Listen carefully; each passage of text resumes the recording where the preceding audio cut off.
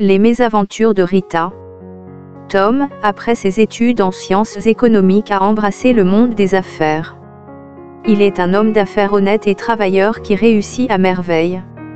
Il est installé à Douala où il mène une vie paisible et prospère. Lors d'un séminaire, il fait la connaissance d'une jeune fille au nom de Rita, avec laquelle il a sympathisé. Rita, après son baccalauréat, a cessé les études faute de moyens financiers. Elle s'est formée dans le domaine de la coiffure et exerce dans un salon de coiffure à Yaoundé. Les deux personnes ont tellement échangé pendant le séminaire, qu'ils donnent l'impression de s'être connues auparavant. Rita en principe n'a que 2 jours à passer à Douala, le temps de se procurer du nécessaire pour ses activités. Tom parvient à l'inviter à dîner dans un restaurant de la ville. Rita est une jeune fille intelligente, qui a le sens d'initiative et d'entreprise. C'est ce que Tom a admiré en elle pendant les moments qu'ils ont passés ensemble. Née d'une famille pauvre, elle a beaucoup d'ambition. Son souci est de quitter le pays pour aller faire fortune ailleurs. Cependant les moyens financiers lui font défaut. Dans leur conversation, elle se rend compte que Tom est déjà bien avancé dans les affaires. Elle se dit, voici quelqu'un à qui je peux me lier pour l'amener à m'envoyer au Canada sans se rendre compte. Mais comment y arriver? Le séminaire portait sur comment créer une entreprise avec peu de moyens. Pendant le repas, elle ne parle que des affaires, pour se mettre un peu dans le même monde que Tom. Tom trouve les arguments de Rita assez intéressants. Il trouve en elle une fille qui peut être travailleuse et ambitieuse. Cette attitude charme Tom qui commence à s'intéresser à elle sérieusement. Au moment de prendre congé d'elle, Tom promet de lui rendre visite dans son salon lors de ses voyages d'affaires à Yaoundé. Rita lui dit qu'elle sera vraiment enchantée de le recevoir. De retour à Yaoundé, Rita appelle régulièrement Tom, question de réchauffer leur relation. Heureusement pour elle, la chose est réciproque.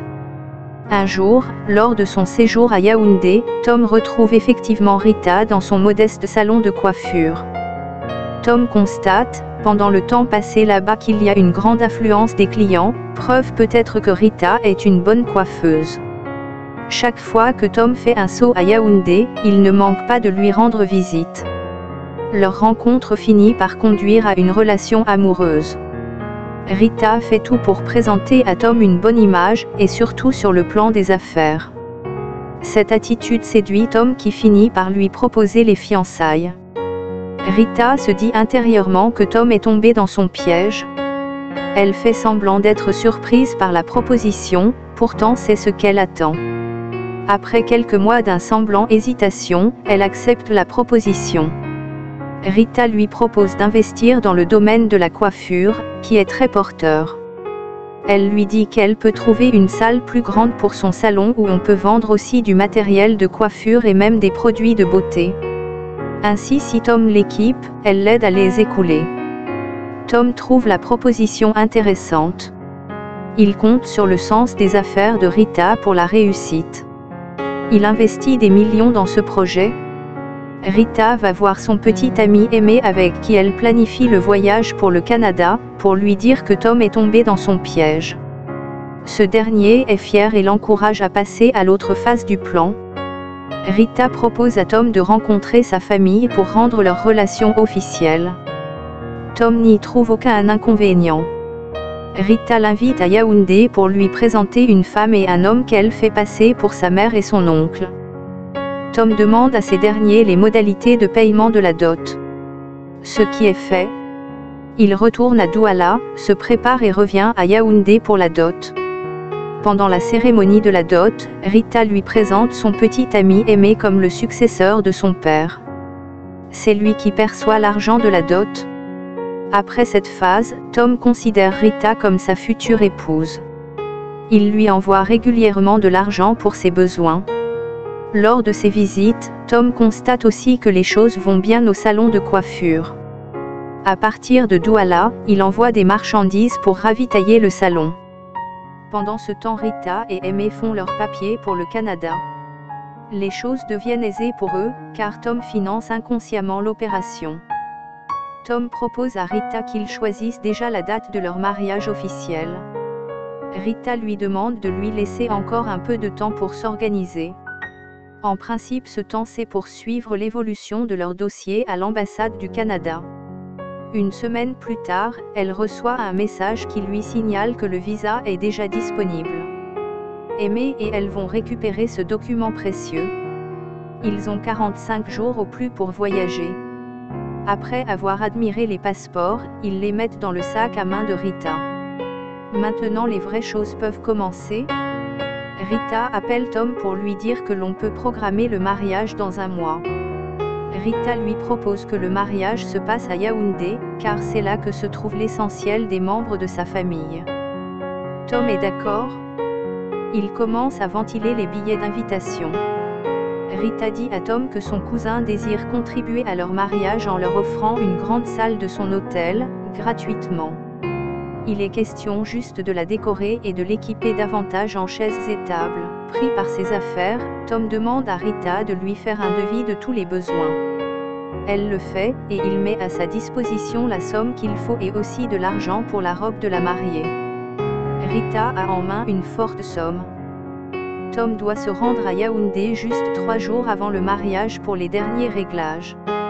Entre-temps, Rita vend le salon avec tout le matériel à l'insu de Tom.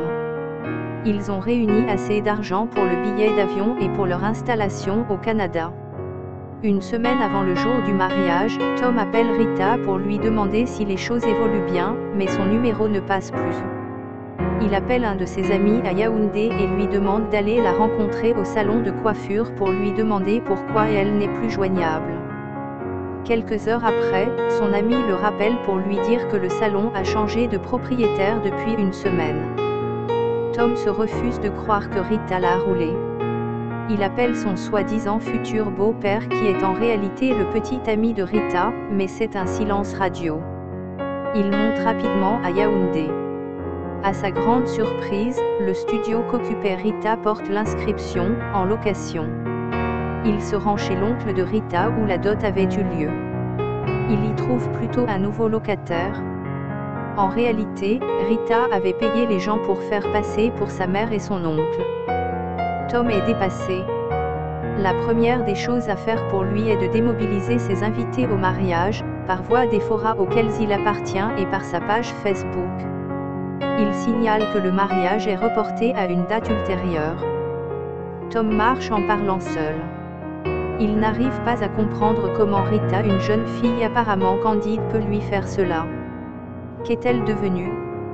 Pendant ce temps, Rita et Aimé sont chez son ami, les valises déjà faites pour attendre le vol qui aura lieu demain soir à 22h. Rita a eu le temps de se débarrasser des objets qui ne lui servent à rien avant de libérer son studio. Aimé lui demande de lui remettre son passeport. Elle fouille ses 2 sacs à main, mais ne trouve rien. Que s'est-il passé?